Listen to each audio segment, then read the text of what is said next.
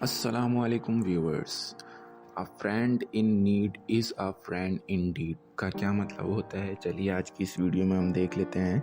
A friend in need is a friend in deed का मतलब होता है सच्चा दोस्त वही है जो ज़रूरत के वक्त आपके काम आए।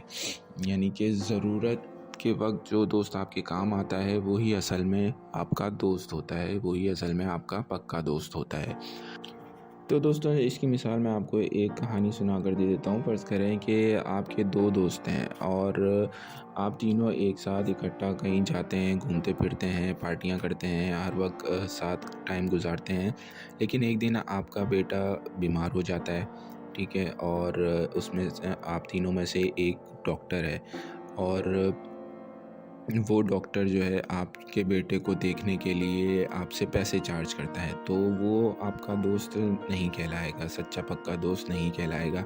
इसके अलावा अगर आपको कहीं एयरपोर्ट जाना है या कहीं जाना है और आपने अपने दूसरे दोस्त से कहा कि मुझे एयरपोर्ट छोड़ देना है, तो वो कहता है ठीक है मैं छोड़ दूँगा, कोई ऐसा मसला नहीं है। लेकिन एंड टाइम पे वो आपको मैसेज कर देता है कि मैं नहीं आ सकता और मेरे साथ ये प्रॉब्लम हो गई है। तो मतलब वक्त पड़ने पर वो भी काम नहीं आया।